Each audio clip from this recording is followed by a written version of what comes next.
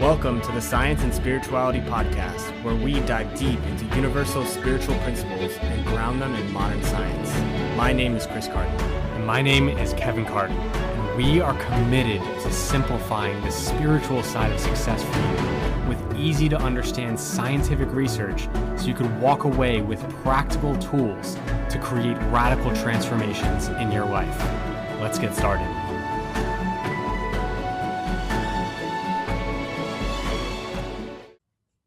All right, guys. So this episode, we have another listener question.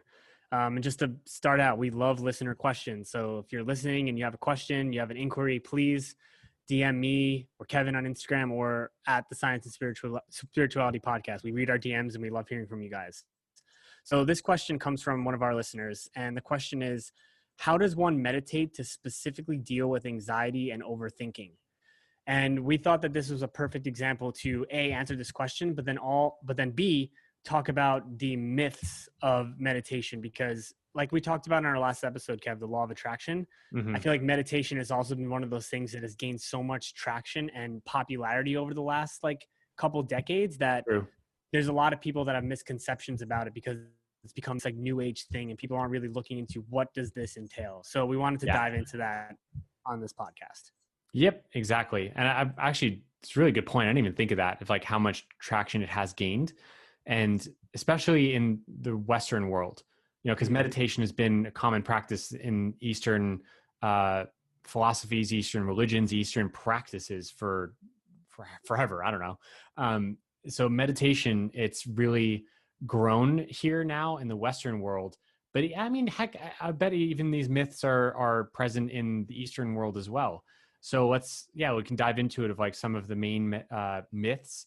And the first one I want to touch on and dive into is something that I struggled with in the beginning, is that the myth is that you have to clear your mind, that you shouldn't have any thoughts when you're in meditation, like a deep meditation. And if you're not, if you're having thoughts, then you're not actually meditating.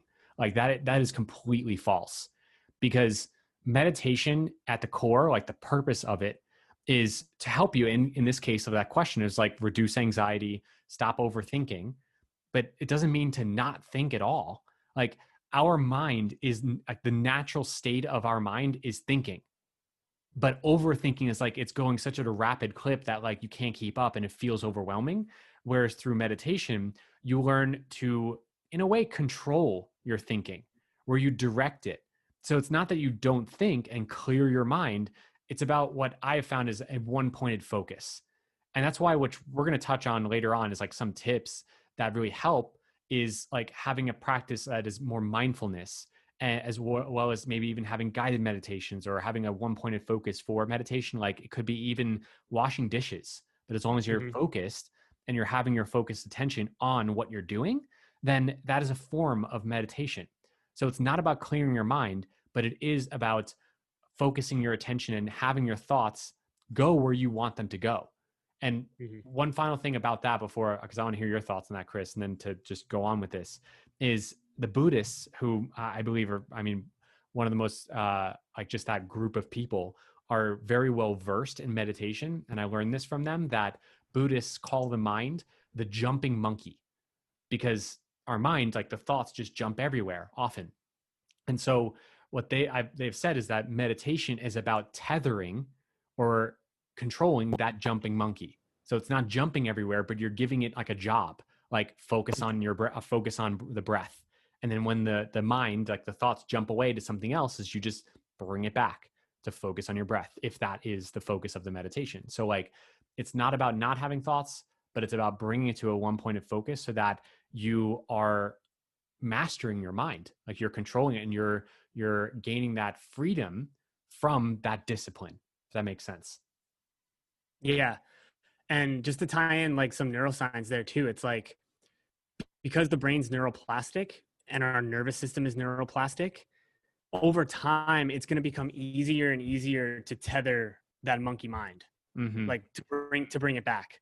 So that's why a meditation practice consistently is really, really good. And okay, that was the perfect myth that you brought up in the very beginning, because I just want to tie back to the question about meditating when you have anxiety. It's if you're an anxious person to begin with and you sit down and meditate, you might get more anxiety by how many thoughts that you're having and being like, oh crap, am I doing this right?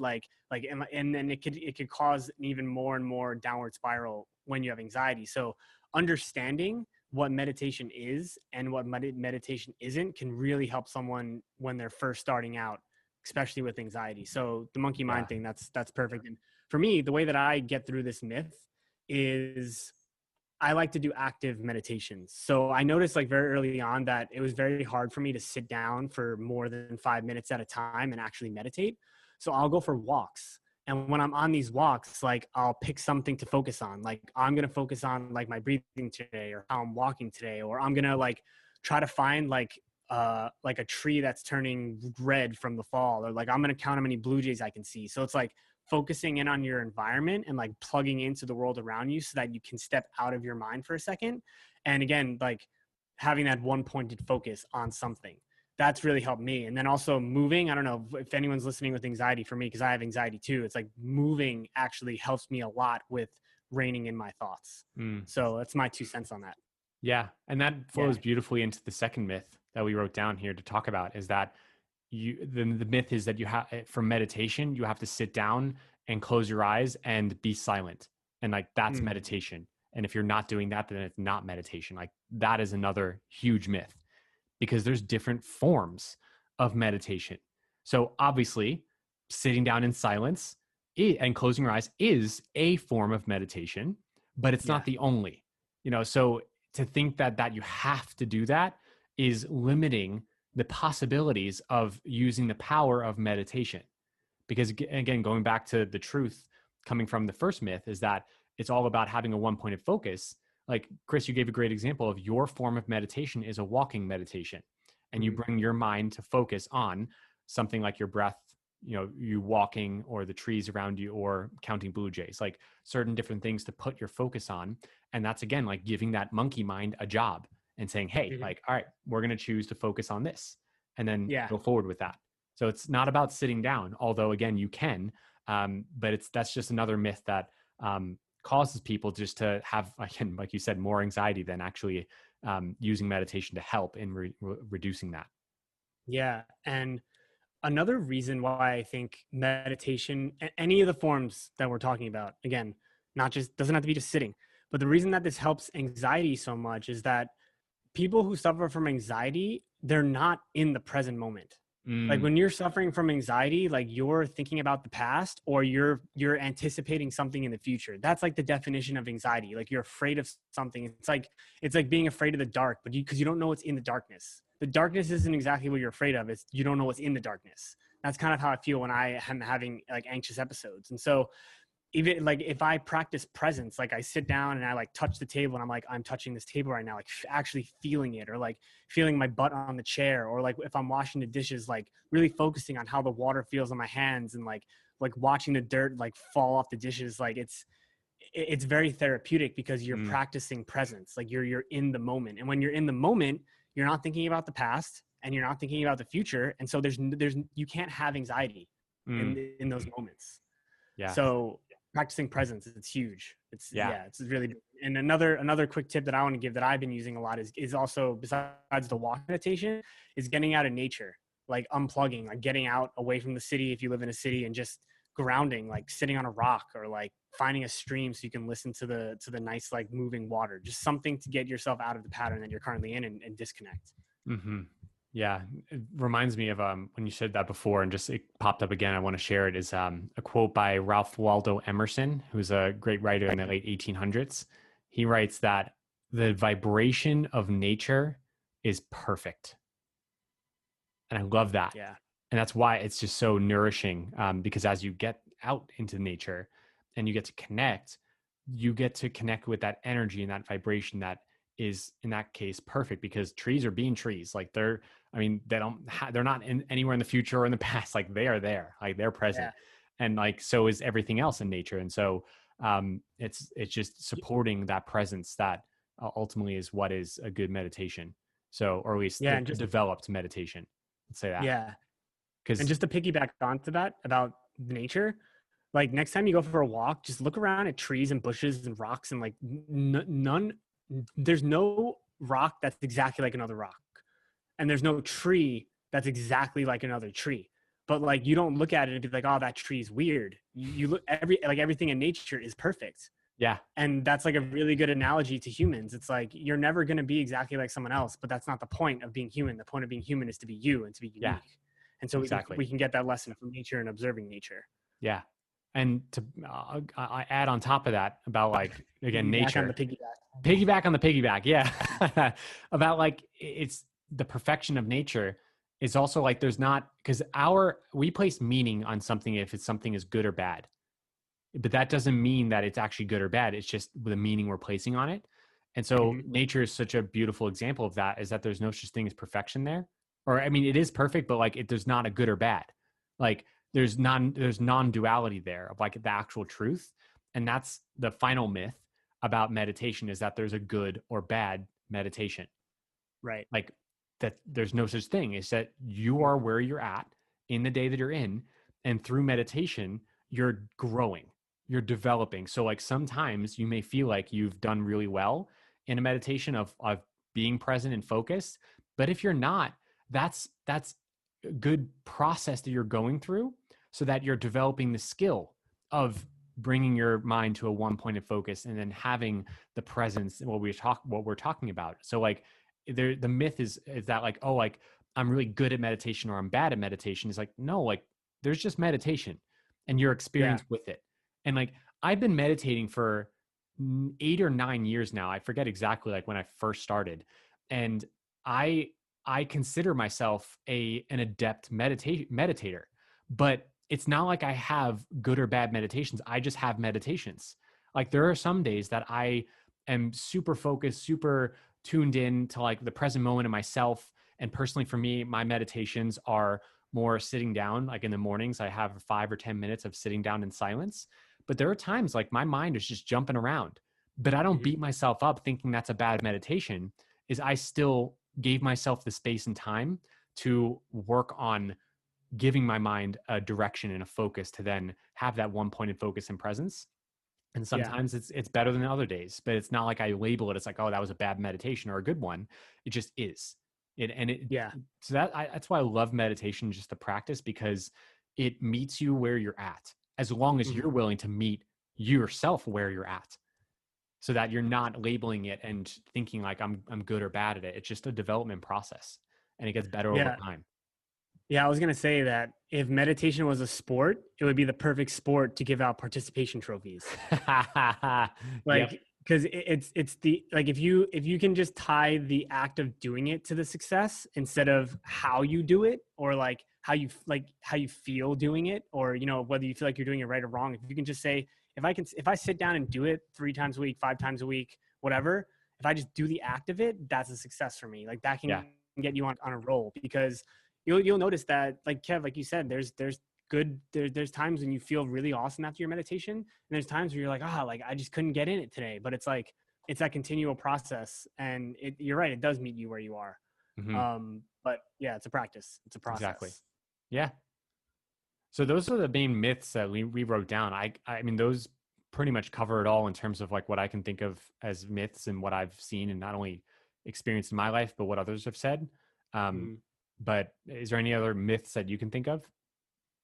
No, not myths. I just was maybe just to like bring in one more point about meditation in general, just a little bit of science. Mm, um, there's Meditation's become a lot more popular over the past 2 decades, and because of that, Western medicine is starting to study it. That's usually how Western medicine comes on to like complementary. I'm putting complementary or alternative stuff in quotes, when like they're like, oh shit, a lot of the population is using this and spending yeah. a lot of money on it, so we might as well try to figure out how it works. Yeah. And so meditation actually increases the activity in your prefrontal cortex, where you can make decisions. Like it's your decision making faculty. So Hmm. like over time, meditation can increase the tissue there, so that you can better control your urges, you can better control your emotions, you can better control your anxiety and your depression through that, because Mm-hmm. the like the king on top of the helm is stronger. Like you have the ability to direct your thoughts better, so it Yeah. actually increases the effectiveness of that tissue in the prefrontal cortex.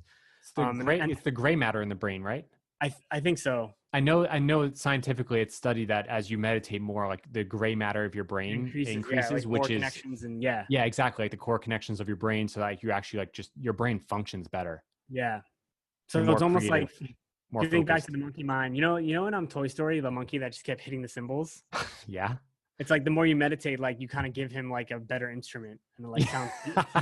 That sounds more peaceful, right? Yes, It's not just exactly. clanging. It's like, oh, Yeah, I'm actually making beautiful music with my thoughts. yeah.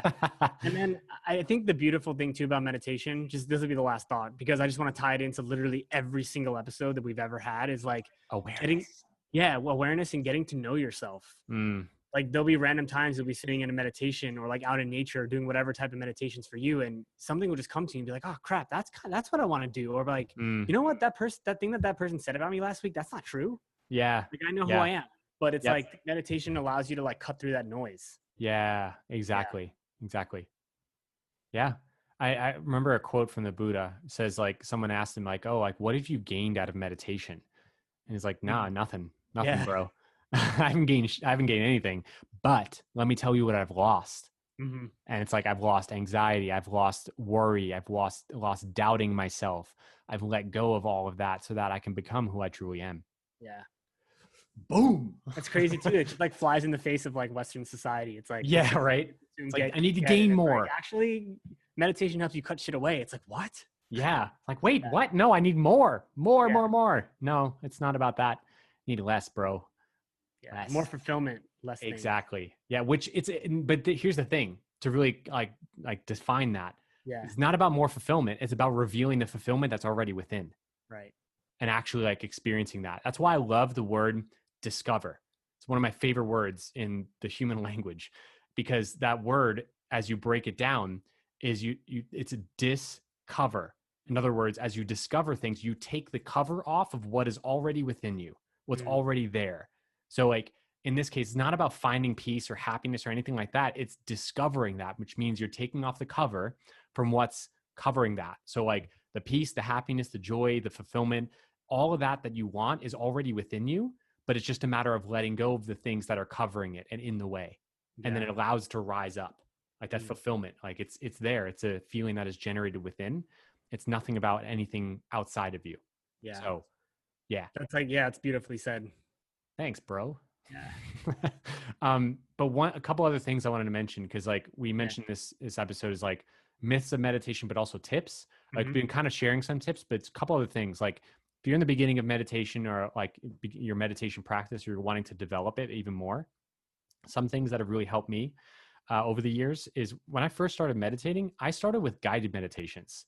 Because again, going back to the first truth, which is the opposite of the myth, that you need to clear your mind, it's actually, again, about the one point of focus, is with guided meditations, they help you focus in on like someone's voice or a mantra or something that is giving your mind a focus and attention. So personally for me, when I first started meditating, I did it maybe like once or twice a week and just found a 10-minute guided meditation on YouTube that was like aligning my chakras. And it sounded awesome. So Yeah. I did that. And I probably listened to that guided meditation like 100 times before I actually moved on to other types of meditation. So, and this, I'm talking about like kind of like sitting meditations. So that has really helped me just finding a good guided meditation. And I'm going to also link in the description here. I got a couple of guided meditations that are completely free. You can download that I've created because guided meditations have helped me so much that I created some of my own. So I'll link that in the description, a couple of different ones. You could check them out and test them out and see if they work for you. Then another thing that helps me, and sometimes I even do this now in meditation, is like, because I don't use guided meditations much anymore, but I do use music sometimes. Like certain high frequency music is really powerful to help you get into a more meditative state. And sometimes I even use the music on a walking meditation. Like I do walking meditation. So I'll literally pop in my headphones and then put on like 15 minutes of 432 hertz frequency music or 963 hertz music. Like they're different That hurts his intentions. fire. Huh? Like that hurts his fire. Yeah, basically, like each of the different frequencies, like their main strong like vibrations, strong frequencies, like 432, 528 is for the heart center. I know another one is oh my gosh, I'm blanking on it. Well, actually, no. The main ones that I use are 432, 528, and then 963. The 963 one is my favorite because it opens the crown chakra, and resonates with that part of our body, or especially our ethereal body. Um, but yeah, it's really powerful. So music for me is just really powerful. Um, and those are the tips I got. I just wanted to add that are really supportive. So I'll just share one tip just to close out the podcast. For me is sure. just stay consistent with it. Like Mm, don't be like, I gotta sit and do an hour of meditation in the morning and an hour of meditation at night. You're setting yeah. yourself up to fail. Like Yeah. you like 2 minutes Yeah. in the morning, just sit in silence. Like right when you wake up before you check your phone, just sit and like Yeah.